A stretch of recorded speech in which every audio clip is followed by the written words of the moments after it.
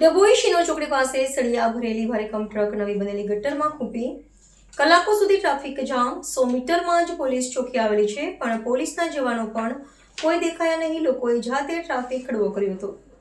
Police આ શોપિંગના માલિકને કે ટ્રક ચાલકને કોઈ મોટો દંડ ફટકારશે. ડભોઈના શિનોર ચોકડી વિસ્તારમાં નગરપાલિકાની કામગીરી અને આયોજનના અભાવે સ્થાનિકો અને મુસાફરોને ભારે હાલાકી ભોગવવી પડી હતી.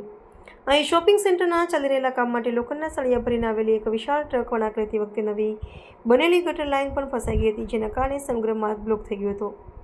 ગટર લાઇનને નુકસાન. ડભોઈ નગરપાલિકા દ્વારા તાજેતરમાં જ બનાવવામાં આવેલી નવી ગટર લાઇન પર હજારો ટન વજન ધરાવતી ટ્રક ચડી જતા ગટરનું માળખું બેસી ગયું હતું. હલકી ગુણવત્તા કે ભારે વજનને કારણે ગટરને મોટું નુકસાન થવા પામ્યું છે. ટ્રાફિકનો ચક્કાજામ. ટ્રક ફસાઈ જવાને કારણે શિનોર ચોકડીથી આંબેડકર ચોક સુધીના માર્ગ પર વાહનોની લાંબી કતારો લાગી હતી. આશરે 2 કલાક સુધી રસ્તો સંપૂર્ણપણે બંધ રહ્યો હતો. મુસાફરો અને વિદ્યાર્થીઓ પરેશાન. ટ્રાફિક જામમાં એસટી બસો, ખાનગી વાહનો અને સ્કૂલે જતી વાન ફસાઈ જતા મુસાફરો અને વિદ્યાર્થીઓ અટવાયા હતા. કામકાજના સમયે સર્જાયેલા જામને કારણે લોકોમાં ભારે રોષ જોવા મળ્યો હતો.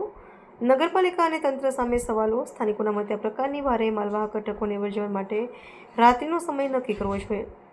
ભરચક વિસ્તારમાં દિવસે મોટી ટ્રકોના પ્રવેશને કારણે અવારનવાર આવી સમસ્યાઓ સર્જાય છે. નગરપાલિકાએ બનાવેલી નવી ગટર લાઇન હજુ વપરાય તે પહેલાં જ તૂટી ગઈ છે, જે કામગીરીની ગુણવત્તા સામે પણ સવાલો ઊભા કરે છે. ભારે સહેમત બાદ ટ્રકને બહાર કાઢવાની કામગીરી હાથ ધરાઈ હતી, પરંતુ આ ઘટનાએ શહેરના ટ્રાફિક મેનેજમેન્ટ અને સિવિલ કામોની મજબૂતી પર અનેક સવાલો ઊભા કર્યા છે. નુકસાન પામેલી ગટર લાઇનનું સમારકામ હવે નગરપાલિકા માટે નવો ખર્ચ અને માથાનો દુખાવો બનશે.